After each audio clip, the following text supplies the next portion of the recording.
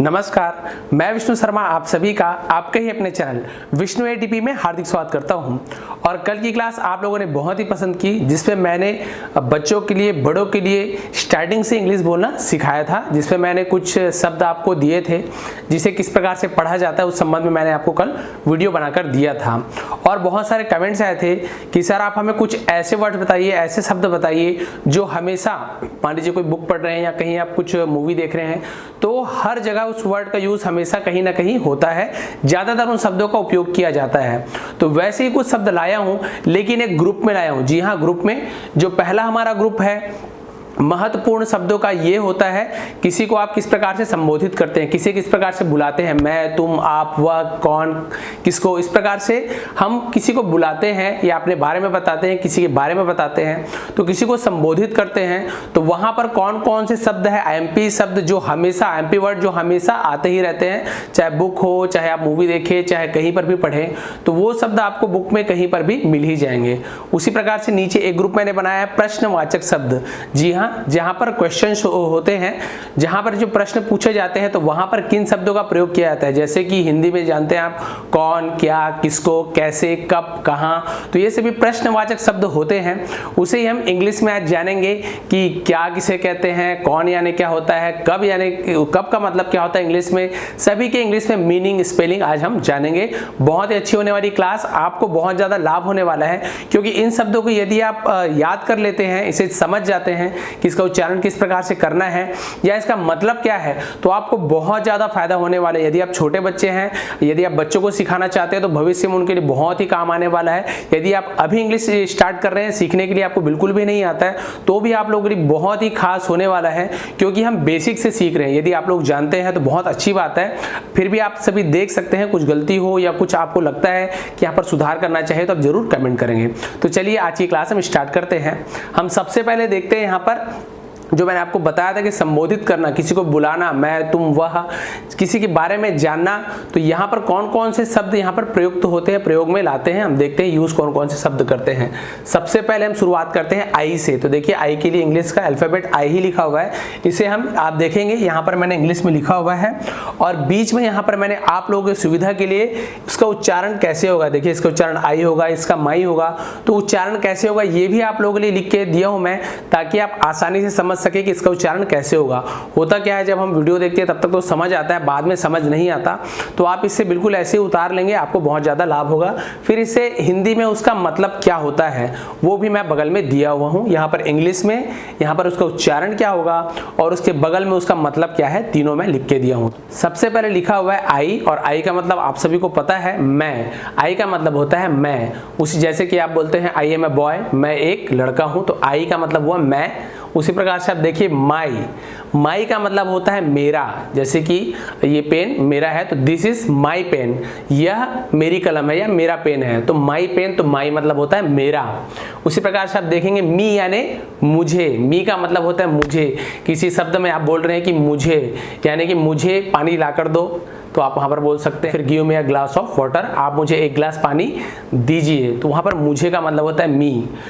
उसी प्रकार से देखिए वी आने होता है हम, आप सभी को पता है हम किसे कहते हैं, जब बहुत से लोग इकट्ठा हो जाते हैं एक जगह, तो जब मिलके एक से ज्यादा हो गया तो उसे हम कहते हैं। अकेले हूं तो ये तो मैं हो गया, लेकिन यदि एक से ज्यादा है, दो लोग हो गया, तो उसे हम कह सकते हैं कि हम दोनों, तो उस प्रकार से हम, वी आने होता है हम, जैसे कि हम बोल सकते हैं वहां पर कि हम दोनों भाई हैं, तो वी आर ब्रदर्स, यानी कि हम दोनों भाई हैं, तो इस प्रकार से वी का मतलब होता है हम। और देखते हैं हम उसके आगे अवर, OUR, इसे हम पढ़ते हैं अवर, अवर यानी होता है हमारा, जैसे दिस इज अवर होम, यह हमारा घर है।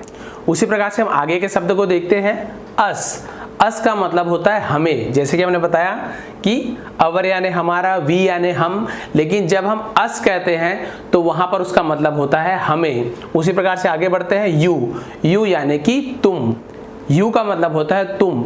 जैसे कि मान लो मैं कहता हूं कि तुम मेरे मित्र हो या आप मेरे मित्र हो, तुम और आप दोनों के लिए यहाँ पर यू का उपयोग होता है। यदि बड़े हैं या आप किसी को सम्मान देना चाहते हैं तो आप वहां पर आप कहेंगे हिंदी में, लेकिन लिखेंगे इंग्लिश में यू। और यदि कोई छोटा भी है तो आप वहां पर यू ही लिखेंगे। तो आप और तुम दोनों के लिए यू का यूज होता है।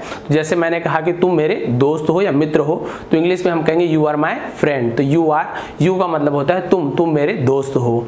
उसी प्रकार से आगे देखते हैं हम योर यानी होता है तुम्हारा। मान लो मैं एग्जांपल इसी का देता हूं, यह तुम्हारा पेन है या तुम्हारी कलम है, तो मैं वहां पर बोलूंगा दिस इज योर पेन, यह तुम्हारा पेन है या तुम्हारी कलम है। तो योर यानी होता है तुम्हारा, यू यानी तुम। लेकिन यदि हम किसी को कहना चाहते हैं कि तुम्हारा, तो वहां per your, what is your name, ऐसे पूछते हैं, आप जानते हैं व्हाट इज योर नेम, तो वहां पर हम बोलते हैं तुम्हारा नाम क्या है। तो यूर का मतलब होता है तुम्हारा, जिसे कि हम जब अच्छे से प्रोनाउंस करते हैं तो योर कहते हैं, यूर ना कहा your, what is your name, इस प्रकार से उच्चारण करते हैं। फिर देखिए ही का मतलब होता है वह। जब यहाँ पर देखेंगे आप, ही का मतलब भी वह होता है और सी का मतलब भी वह होता है। मैंने आप लोगों को बहुत सारे वीडियो में बताया दोनों का अंतर क्या होता है। ही का मतलब भी होता है वह एक लड़का है, तो ही इज ए बॉय। क्योंकि यहाँ पर मैंने लिखा है पू यानी हो रहा है यहाँ पर पुल्लिंग, शॉर्ट पे लिखा हुआ हूँ पुल्लिंग, यहाँ पर पू का मतलब हो रहा है पुल्लिंग, यानी कि वह लड़का है। तो फिर लड़का है या पुरुष है तो वहां पर वह यदि हम बोलते हैं तो ही का उपयोग होगा। वहां पर ही is a boy, she is a boy नहीं कहेंगे, क्योंकि सी का मतलब भी होता है वह, लेकिन ये स्त्री यानी कि महिला, जो लेडीज रहते हैं या लड़कियां हैं उनके लिए हम सी का यूज करते हैं। जैसे सी इज ए गर्ल या फिर सी इज ए वुमन, मतलब वह एक लड़की है या फिर वह एक महिला है। लेकिन हम ऐसे नहीं कहेंगे कि सी इज ए बॉय, वह एक लड़का है, क्योंकि सी का मतलब भी वह होता है, लेकिन वहां पर सी नहीं लगाएंगे, हम वहां पर ही लगाते हैं। उसी प्रकार से हम देखते हैं हिज यानी होता है उसका, हिज यानी उसका। जैसे कि मान लीजिए वो हमसे दूर है और हम कहना चाहते हैं कि यह पेन उसका है, तो हम कहेंगे दिस इज हिज पेन, यानी कि यह पेन उसका है। तो हिज यानी होता है उसका, जो हमसे दूर में है। उसी प्रकार से यदि वो लड़की है यानी कि महिला है, स्त्रीलिंग है, तो हम यूज करेंगे हर, यह पेन उसका है कहेंगे। लेकिन यदि वो लड़की है, महिला है, तो हम दिस इज हर पेन कहेंगे, हिज पेन नहीं कहेंगे। और आगे बढ़ते हैं इट यानी होता है यह। जैसे कि बहुत सारे एग्जाम्पल में आपने देखा होगा किसी वस्तु के लिए हम इट का यूज करते हैं, और जैसे कि मान लीजिए कोई जीवित है, सजीव है, तो उसके लिए हम ज्यादातर दिस का यूज करते हैं। तो इट का यूज आप वहां पर कर सकते हैं कि इट इज अ पेन, इस प्रकार से भी आप इसका यूज कर सकते हैं। इट यानी होता है यह।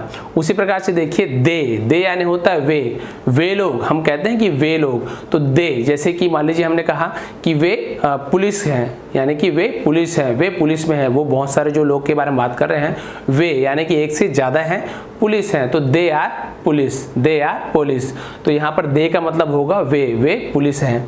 उसी प्रकार से देयर यानी होता है उनका, देयर यानी उनका। मैंने जैसे बताया जो हमसे दूर हैं, और मैंने जैसे बताया अभी दे यानी वे, तो यदि उनका कुछ समान है, वे जो है उनका कुछ समान है, तो हम वहां पर कहेंगे देयर। अब यहां पर हम देखते हैं उसी प्रकार से दैम का मतलब होता है उन्हें। देखिए इंग्लिश में यहाँ पे लिखा हुआ है दैम, इसे हम कहते हैं दैम यानी उन्हें। उसी प्रकार से हुज यानी होता है किसका। आगे हम बढ़ते हैं हुम यानी होता है किसे। जब हम कोई क्वेश्चन करते हैं कि किसे ले जाएं, तो वहां पर यूज होगा हुम का मतलब होता है किसे। यहाँ पर उसी प्रकार से दिस यानी आप सभी को पता है यह, मैंने बहुत सारे एग्जांपल इसका आपको दिया है। दिस यानी होता है यह। उसी प्रकार से दैट यानी वह, यदि कोई चीज हमारे पास है तो हम दिस कहते हैं, जैसे दिस इज ए पेन, और यदि वो हमसे दूर है तो हम कहते हैं दैट इज ए पेन। तो ये चीज पास में है तो हम दिस यानी यह, और दूर है तो वह यानी कि दैट। तो दिस और दैट में ये फर्क होता है, मैंने वीडियो भी बनाया, लिंक में देख लेंगे।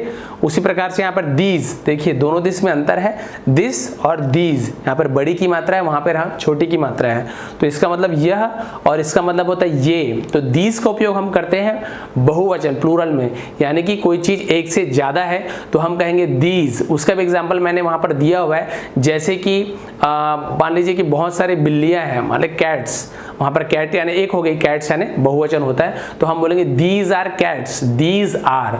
और यदि यह एक बिल्ली है, दिस इज ए कैट, तो यहां पर आएगा यह एक बिल्ली है, लेकिन एक से ज्यादा है तो दीज आर कैट्स, ये बहुत सारी बिल्लियां हैं। तो यहाँ पर दोनों का अंतर इस प्रकार से होता है, लेकिन अंतर वाली वीडियो मैंने बना के रखा है, दिस इज ए कैट, और मतलब दीज और दिस का अंतर आप देख लेंगे वीडियो में। फिर देखते हैं दोज। दोज यानी होता है वे, यदि हमसे पास में है तो ये हो गया, लेकिन यदि हमसे दूर में है, ज़्यादा दूर में है, हमसे दूरी में है तो हम कहेंगे दोज, यानी कि वे। पास में है तो ये, दूर में है तो वे, यानी कि यहाँ पे हो रहा है दोज। उसी प्रकार से देखेंगे हम, ये तो कंप्लीट हो गया आपका। आप समझ गए होंगे किस प्रकार से हम मैं, तुम, हम, किसे, इन सभी के लिए हम कौन कौन से वर्ड, इंग्लिश के वर्ड है उसका यूज़ करते हैं। अब हम आगे बढ़ते हैं, हम देखते हैं प्रश्नवाचक शब्द। प्रश्नवाचक शब्द यानी होता है हम किसी से जब सवाल करते हैं हिंदी में कि क्या तुम जाओगे, वह कौन है, वह किसका है, यह पेन किसका है, यह जूता कौन लेकर आया। तो इस प्रकार से प्रश्न करते हैं तो उसका कौन कौन सा शब्द रहता है हम देखते हैं इंग्लिश में। इंग्लिश में क्या, जब हम कहते हैं कि क्या, तो उसका इंग्लिश में होता है व्हाट। आपने हमेशा सुना होगा कि व्हाट इज योर नेम। सबसे जो सिंपल वर्ड आपको बताऊंगा क्योंकि मैं बेसिक सिखा रहा हूं, तो हम जैसे बोलते हैं व्हाट इज योर नेम, यानी कि तुम्हारा नाम क्या है, तो व्हाट का मतलब होता है क्या।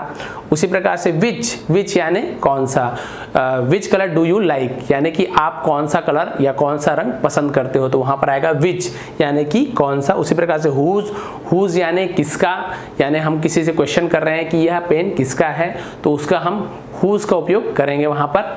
उसी प्रकार से हम देखते जाते हैं, आगे बढ़ते जाते हैं। हुज का मतलब होता है किसका।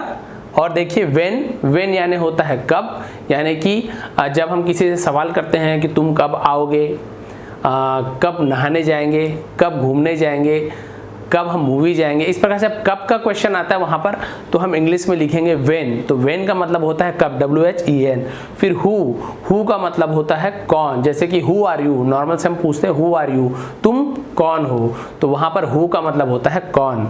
आगे बढ़ते हैं वाई यानी क्यों, why are you talking nonsense, यानी कि तुम बिना मतलब की बात क्यों कर रहे हो, तो यहाँ पर वाई का मतलब होता है क्यों। उसी प्रकार से देखिए वेयर यानी कहाँ। आपको फिर एक नॉर्मल से बहुत सिंपल सा वर्ड देने वाला हूँ, वेयर यानी कहाँ, जैसे कि वेयर डू यू लीव, हम नॉर्मल जो सुनते हैं वही मैं आपको बता रहा हूँ, अलग से शब्द नहीं दे रहा हूँ। वेयर डू यू लीव कि तुम कहाँ रहते हो, तो यहाँ पर वेयर का मतलब होता है कहाँ। देखिए वेयर का मतलब कहाँ। हुम यानी किसे या फिर किसको, मैंने पहले ही बताया है। फिर देखिए हाउ का मतलब भी होता है किसे, हाउ का मतलब यहाँ होता है किसे, तो दोनों का यहाँ मतलब होता है किसे, दोनों का अलग अलग उपयोग करते हैं, वो सभी मैं आपको आने वाले वीडियो में डिटेल में बता दूंगा।